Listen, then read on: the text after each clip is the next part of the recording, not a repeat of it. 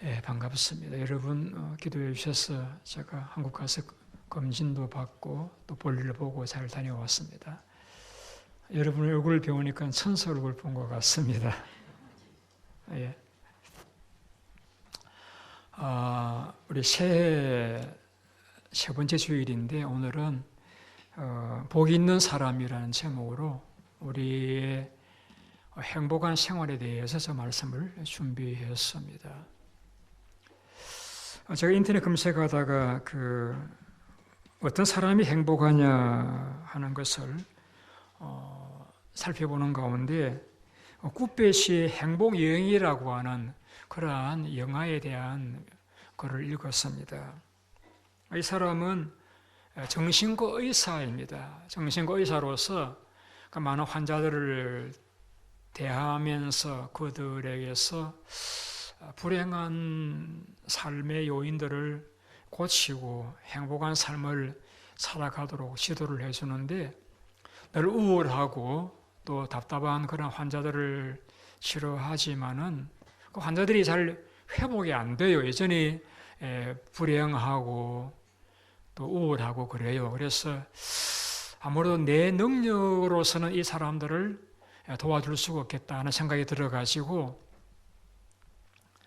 배낭을 메고 여행을 떠납니다. 그래서 많은 사람들을 만나보면서 도대체 이 사람들은 왜 행복한가, 또 이 사람들은 왜 또 불행한가 하는 것을 겪으면서 자기가 느낀 그런 경험담을 영화로 만든 것이 꾸펫이 행복여행이라는 그런 내용입니다. 그가 이제 많은 글을 썼는데 이 시간에 제가 다 말씀드릴 수는 없고, 먼저 그는 왜 사람들이 불행하다고 여기는가 하는 그 이유를 보니까 많은 사람들이 자꾸 비교한답니다. 나보다 잘 사는 사람, 나보다 더 건강한 사람, 나보다 더 잘생긴 사람과 자꾸 비교하다 보니까 자기가 불행하다고 여기게 되어진다는 것이죠. 비교하는 것이 안 좋구나.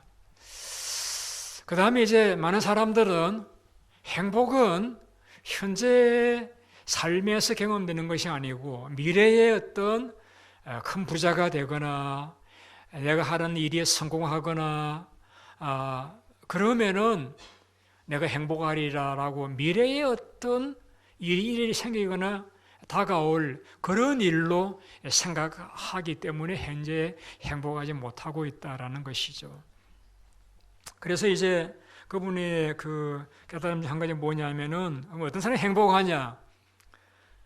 현재 내가 하는 일, 내가 좋아하는 일을 하는 사람이 행복하더라는 것입니다. 여러분이 일을 하시든 공부를 하시든 낚시를 하시든 운동을 하시든 현재 내가 좋아하는 일을 하는 사람들이 행복하더라는 것입니다. 또 한 가지 그가 이야기한 것이 제 마음에 와닿은 게 뭐냐면은 내가 현재 하는 좋아하는 일을 하는 것도 행복하는 비결이지만은 내 주변의 사람들이 어떻게 하면 행복할 수 있을까 하고 내 주변의 사람들이 행복할 수 있도록 도와주는 삶을 살아가는 것, 그런 사람들이 행복하더라는 것입니다. 이건 이제 꾸펫이가 여행하면서 겪었던 이야기입니다.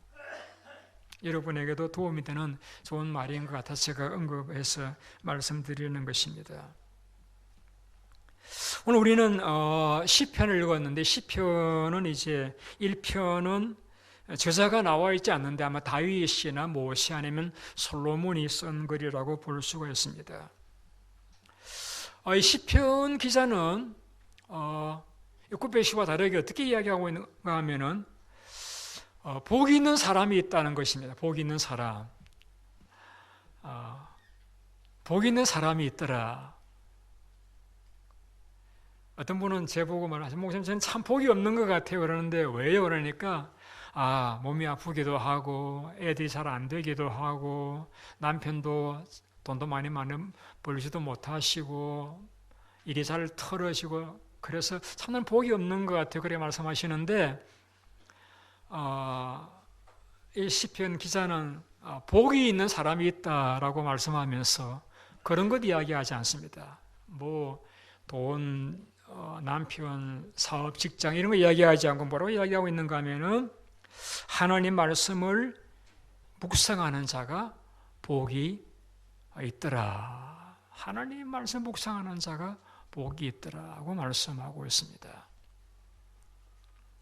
우리가 복이 있다 이렇게 이야기할 적에 그 구약성에 두 가지 다른 단어를 쓰고 있습니다. 한 가지 단어는 무엇이냐면은 관계에서 주어지는 복입니다. 그러니까 하나님을 믿으니까 하나님께서 그들에게 축복하셨죠. 그래서 그들이 하나님의 백성이 되어지고 하나님을 아버지라고 부르는 관계가 되어짐으로 복을 받는 그런 사람들입니다. 우리가 예수를 믿음으로 하나님의 자녀가 되어지는 것과 마찬가지죠.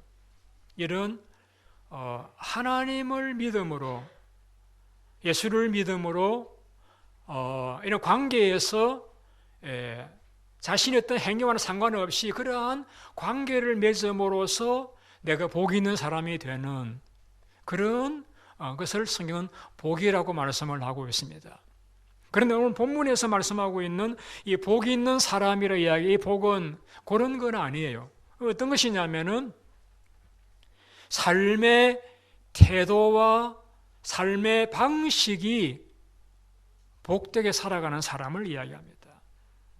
그럼 어떤 삶의 태도를 가진 사람이 복이 있느냐? 앞서 말씀드렸던 대로 하나님 말씀을 주야로 묵상하는 자가 복이 있다라고 말씀하고 있습니다. 우리 2절을 같이 한번 읽어보실까요? 시편 1편 2절 같이 한번 읽어보시겠습니다. 시작.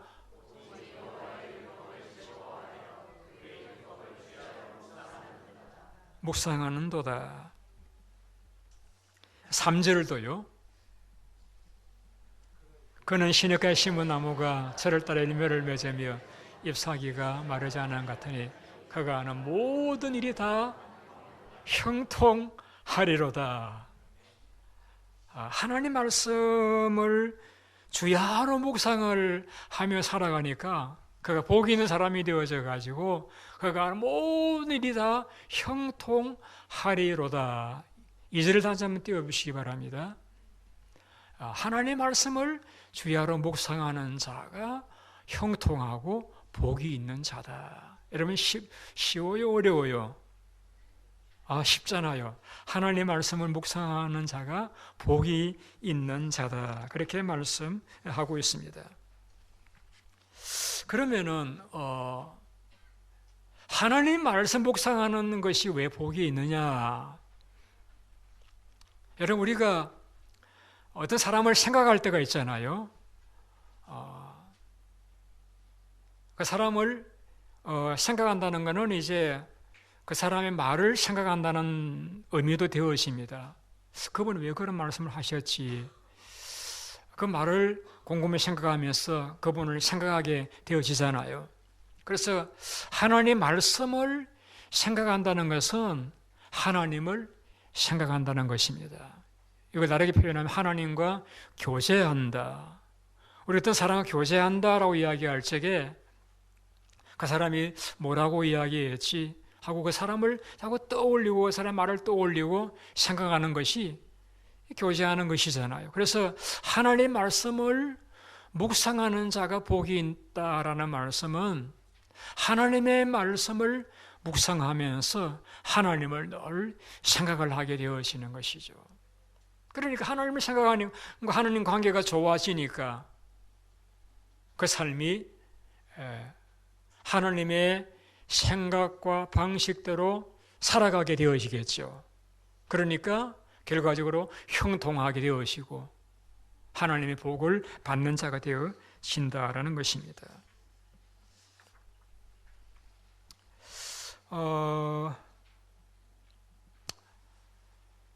저는 우리 교우님들께서 행복하시기를 원합니다. 이건 정말 제가 여러분들의 기대를 가지는 부분입니다. 그래서 이 말씀을 제가 전하면서 참 우리 교우님들이 행복하셔야 되는데 그 비결은 아주 심플합니다. 하나님의 말씀을 주야로 묵상을 하시기를 바랍니다.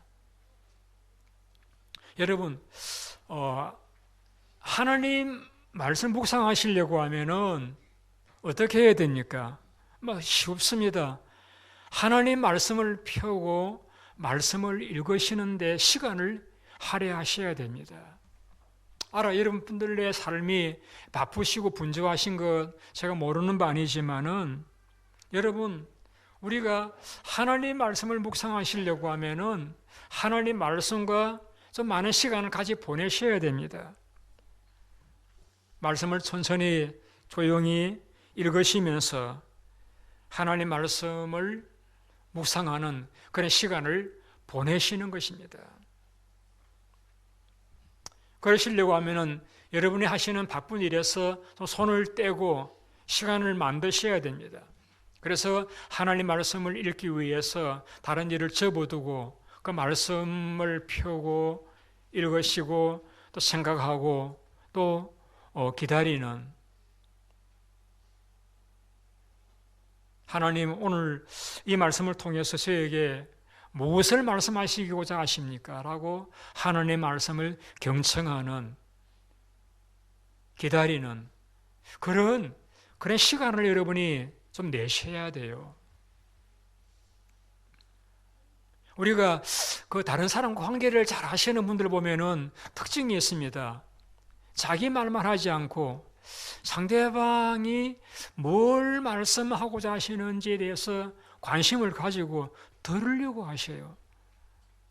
왜 저분이 이런 말씀하시지? 상대방의 말이나 표정이나 혹은 말의 톤이나 행동을 보면서 상대방이 뭘 말씀하고자 하시는지를 자꾸 들으려고 하는, 상대방의 말을 존중하려고 하는 그런 분들은 대개 상대방을 잘 이해하기 때문에 관계가 좋아집니다. 하나님과 관계가 좋아지려고 하시면은 하나님의 말씀을 우리가 들으셔야 돼요. 읽으시고 생각을 하셔야 됩니다. 그리고는 하나님 오늘 이 말씀을 통해서 내게 뭘 말씀하시려고 하시는지 자꾸 들으시려고 좀 여러분이 노력을 하셔야 됩니다.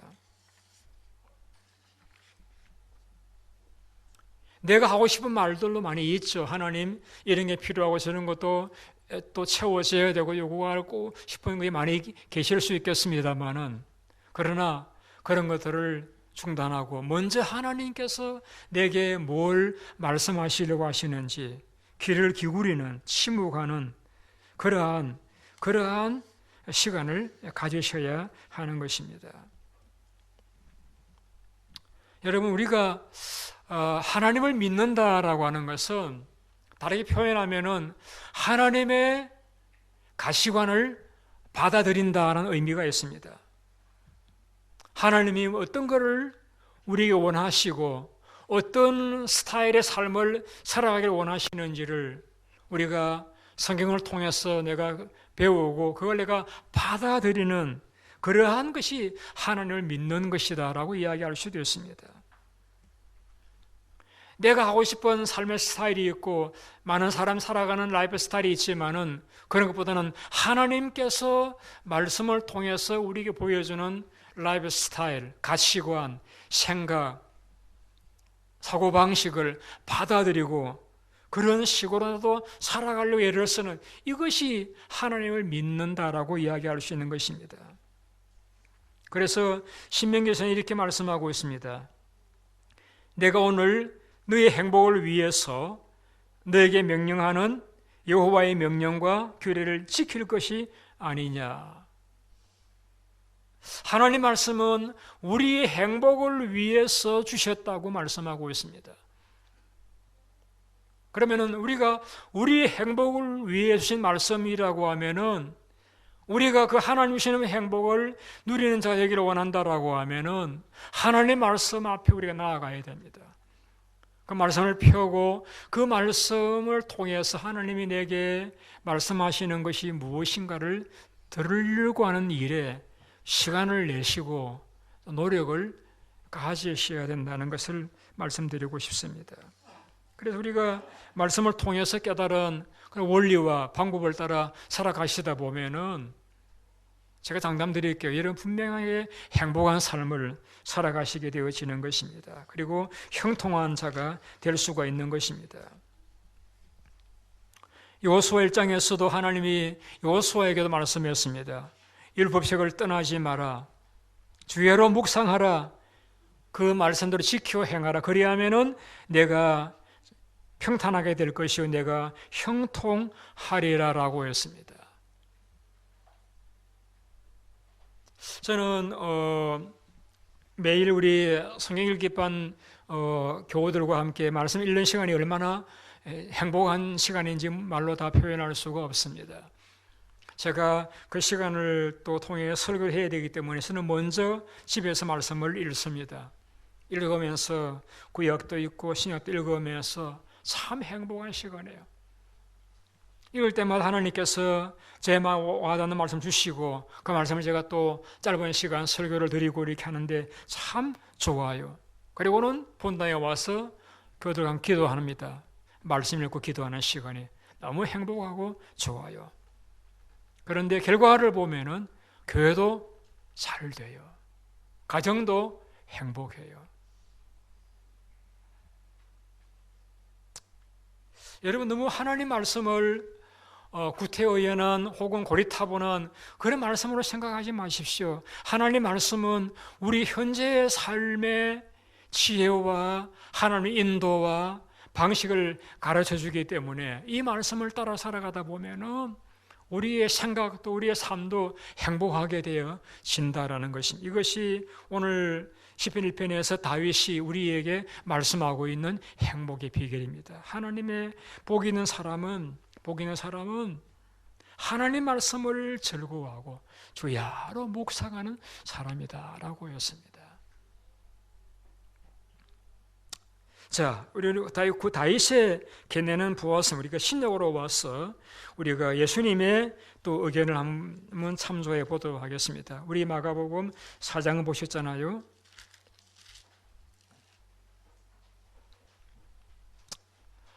이 마가복음 4장은 주님이 이제 비유로 하신 말씀입니다. 씨를 뿌리는 자가 씨를 뿌리는데 어떤 씨는 길가에 떨어지니까 새가 와서 먹어버렸고 어떤 씨는 돌밭에 떨어지니까 흙이 깊지 아니하므로 싹이 나오나 말라버렸고 어떤 씨는 가시들게 떨어지니까 가시 기운을 막았고 어떤 씨는 좋은 땅에 떨어지니까 결실에서 풍성하게 되었더라라고 말씀하고 있죠. 제가 주일 설교를 드리고 예배를 마친 다음에 나가시는 교우님들을 이렇게 전송을 하잖아요. 그런데 이제 대부분의 교우들은 얼굴이 환하고 이렇게 밝은 표정으로 악수를 하거나 이렇게 하시는데 간혹 보시면은 어떤 분 얼굴이 이렇게 굳어져 계시는 그런 분들을 제가 볼 때가 있습니다. 그러면 저는 생각을 하면 왜 그러실까?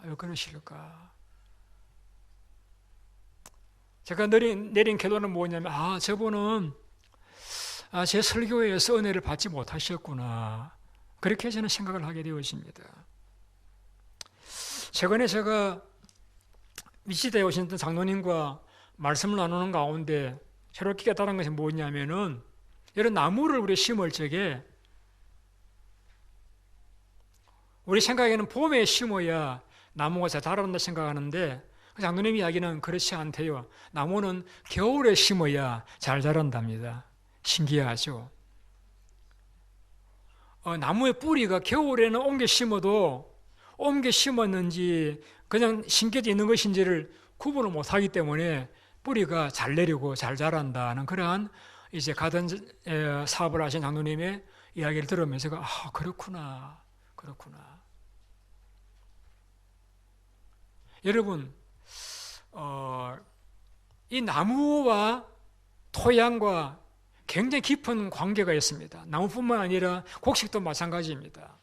저는 어릴 적에 부모님이 농사를 지으셨기 때문에 제가 농부는 아니지만은 밭에 가서 모두 심어보았고 또 논에도 모두 심어보았고 밭에서 가서 또 김도 메어보기도 했습니다. 그런데 여러분, 벼가 잘 자라는 땅이 있고 땅콩이나 감자나 고구마가 잘 자라는 땅이 있습니다. 여러분, 벼가 잘 자라는 땅은 진흙, 그런 진흙이 있는 땅이 벼가 잘 자랍니다. 만일에 시원한 강가에다가 벼를 심으면은요, 벼는 죽어버립니다. 모래가 많은 땅에서는 벼가 수분이 모자라 가지고 죽어버립니다.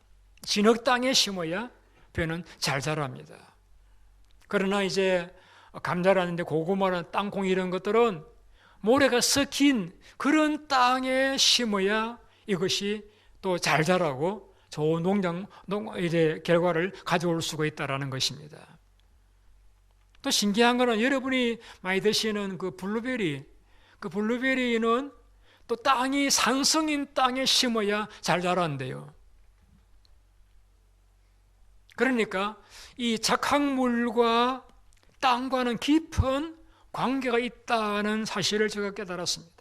아, 그렇구나.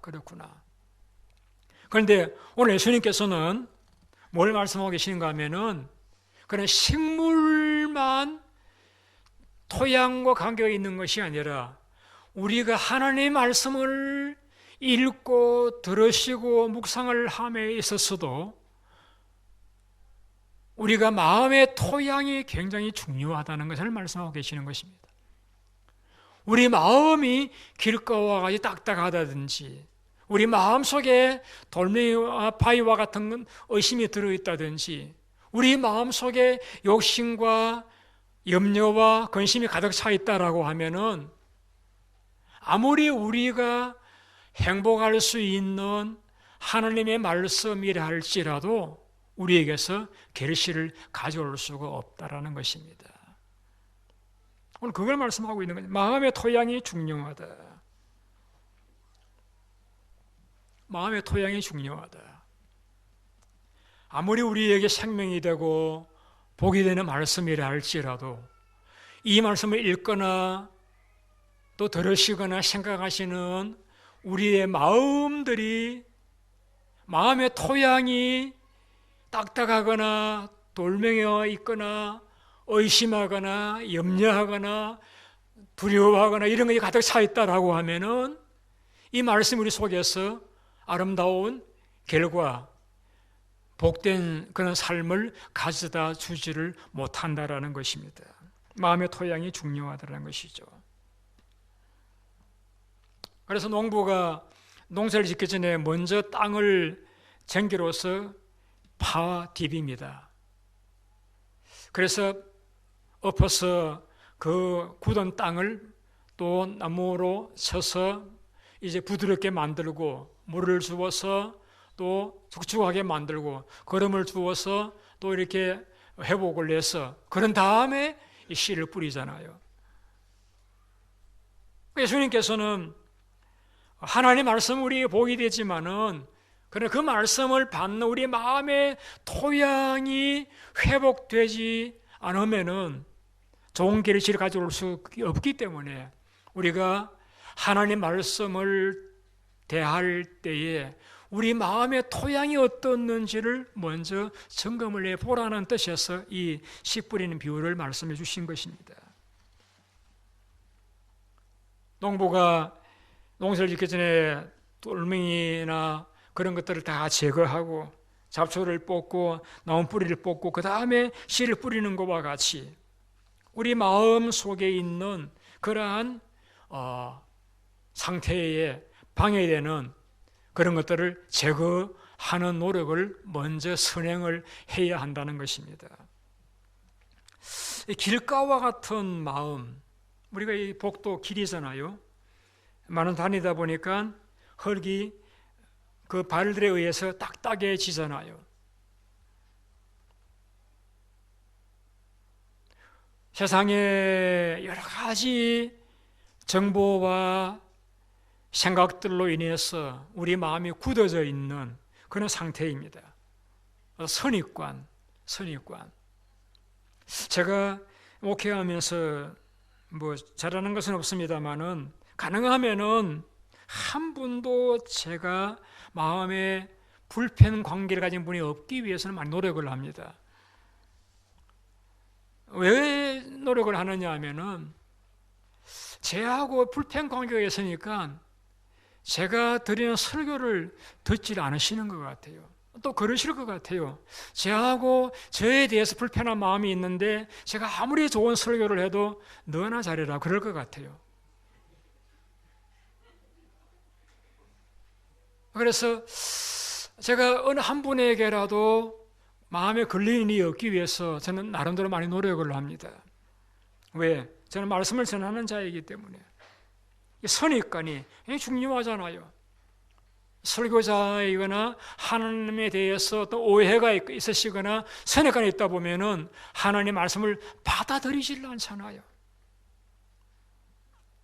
여러분, 여러분이 생각하시는 것보다 하나님 훨씬 더 좋은 분이십니다. 저는 많은 분들에게 생명의 상을 꼭 들으시라고 그렇게 권면하는 이유 중에 한 가지가 뭐냐면은 이 생명의 상 과정은 하나님에 대한 오해를 줄이는 시간입니다. 많은 분들이 하나님에 대해서 너무 많이 오해를 하고 있어요. 생명의 상 과정을 거치면서 질문을 듣고 답을 드리면서 오해를 풀어가는 그런 시간입니다. 그래서 여러분, 하나님에 대한 오해를 먼저 푸셔야 됩니다. 하나님은 참 좋은 분이십니다. 여러분이 생각하시는 것보다 훨씬 더 좋은 분이십니다. 돌짝밭, 여러분, 돌짝밭에는 돌멩이들이 있잖아요. 본문에는 바위라고 이렇게 표현을 할 수 있는 그런 것인데, 안에 바위가 있으면은 그 위에 약간 흙이 덜펴져 있으면은 그런 곳에 씨를 뿌려도 씨가 뿌리를 내리지를 못하잖아요. 의심. 하나님을 신뢰하지 못하는 것입니다. 하나님을 신뢰하지 못하는 의심이 있으면은 아무리 하나님의 말씀을 들으셔도 그 말씀이 오롯이 뿌리를 내리지 못하는 것입니다. 그러한 의심을 떨쳐버리셔야 됩니다. 하나님을 신뢰하셔야 됩니다. 하나님은 참 나를 사랑하신다. 하나님은 내 모든 삶을 통해서 결과적으로 나에게 유익하게 하시는 분이시다는 그러한 믿음을 가지고 여러분 신뢰를 가지고 말씀을 들으셔야 됩니다. 가시떨기, 염려와 유혹입니다. 욕심입니다. 내 마음속에 믿음이 있고 직분이 있고 교회 생활 잘 하신다고 하지만은 유혹과 욕심과 염려를 떨쳐버리지 못하시면은 믿음이 자라지를 행복할 수가 없는 것입니다. 이걸 떨쳐버리셔야 됩니다. 그래서 옥토와 같은 마음이라고 하는 것은 내 마음을 열고 하나님의 말씀을 받아들이는 것입니다. 하나님은 나를 사랑하신다. 하나님의 섭리는 결과적으로 나에게 유익하게 하신다는 믿음을 가지고 하나님을 믿고 신뢰하고 그리고 내가 노력을 해야 내 미래가 잘 될 것 같다는 그런 생각도 떨쳐버리고 내 미래는 하나님의 손에 달려있다라고 믿음을 가지고 오늘 내게 주어진 일에서 성실하고 정직하게 살아가는 그런 삶을 살아가시다 보면은 우리는 우리의 삶이 행복할 수가 있게 되어지는 것입니다. 성경에 보면은 사울이라는 사람은 하나님에 대한 오해가 많았습니다. 예수님을 대해서 오해했습니다. 그러나 그가 다메섹 도상 예수를 만나면서 오해를 풀었습니다. 그리고는 그는 훌륭한 사도가 되어서 많은 교회들을 세우고 많은 이들의 복음을 전하는 사도가 될 수가 있었습니다. 베드로는 예수님에 대해서 불신했습니다. 그러나 그가 주님의 명령을 따라서 깊은 곳에 그물을 던져서 많은 고기를 찾고 난 후에 그는 비로소 주님에 대한 의심을 풀게 되어지고 주님을 따르는 자가 되어집니다.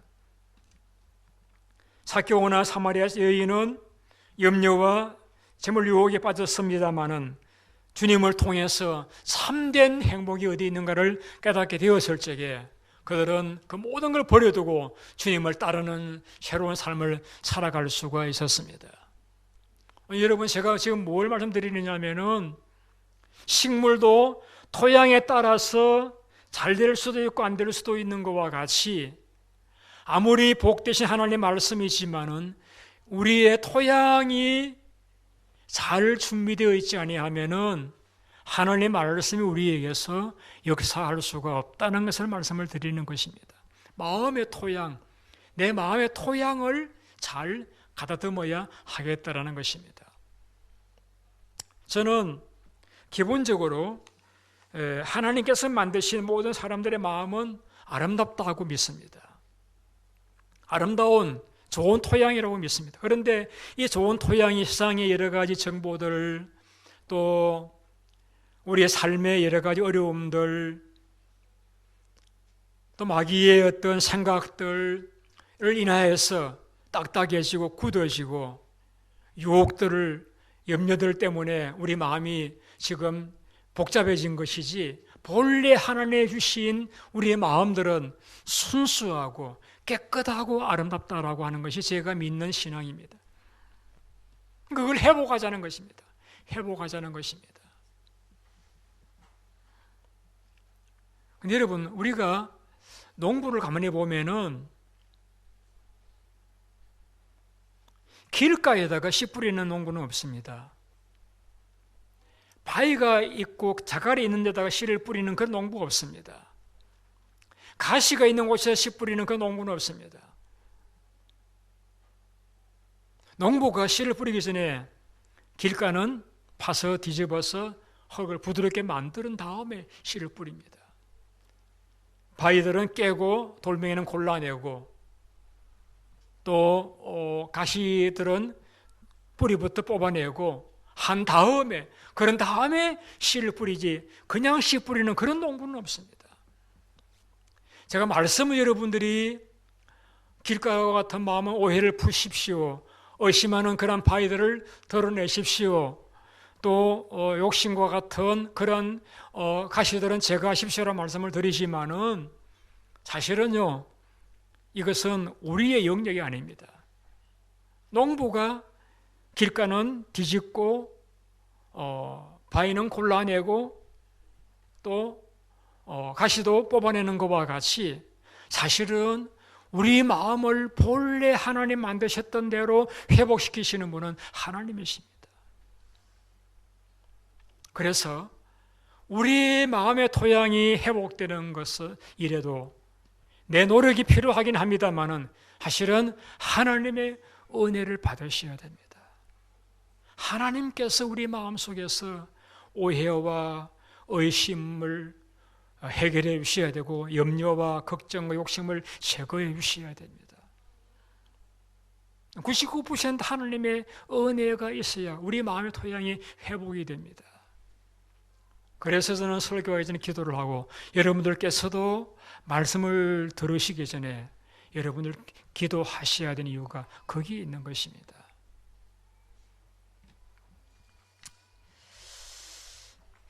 제가 지난 주간 한국 나가서 건강검진을 받았습니다. 한국은 짧은 시간에 적은 비용으로 가장 친절하게 건강검진을 받을 수 있는 나라입니다. 가서 피도 뽑고 키도 재고 몸무게도 재고 엑스레이도 찍고 초음파 검사도 하고 많은 검사를 했습니다. 결과가 나오는 한 주 한 주 걸립니다.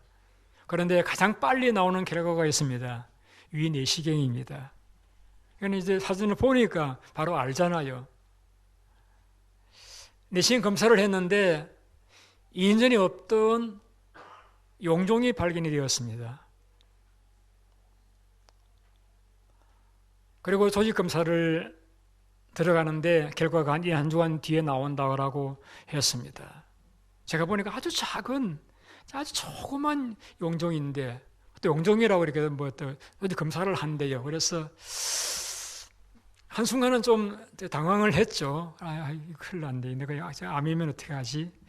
우리 가족은 어떻게 하고, 어떻게 살아가지? 되게 걱정이 되었습니다만은,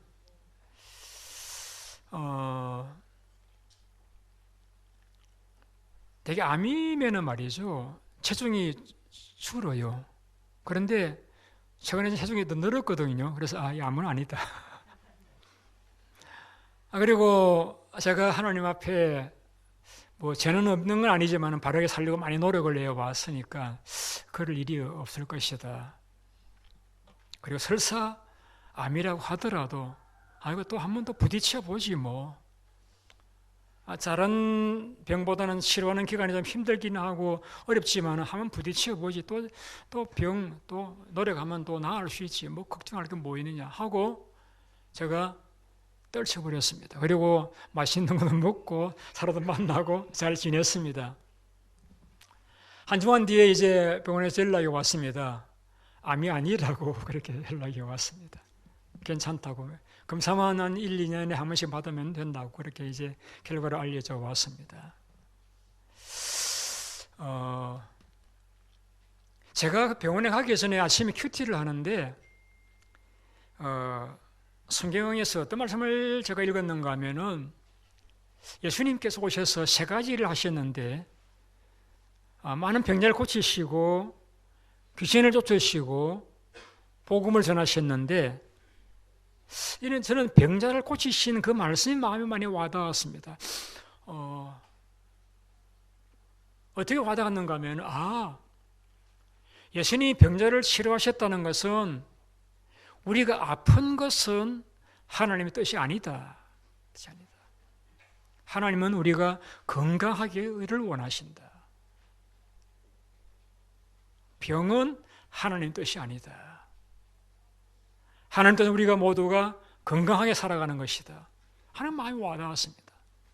그러니까 그 말씀을 읽고 병원에 가서 그런 결과를 보았는지는 모르지만은 제 마음속에 좀 이렇게 용종이 보인다고 해도 걱정이 되지를 않았고 또 기도하면서 치료하면 되지라는 마음의 여유를 가질 수가 있었다는 것을 제가 여러분들에게 말씀을 드리는 것입니다. 여러분, 우리가 하나님의 말씀을 읽는다라고 하는 것은 하나님의 생각을 받아들인다는 의미입니다. 하나님의 가치관을 받아들인다는 것입니다. 하나님과 교제한다는 것입니다. 하나님과 친밀해진다는 것입니다.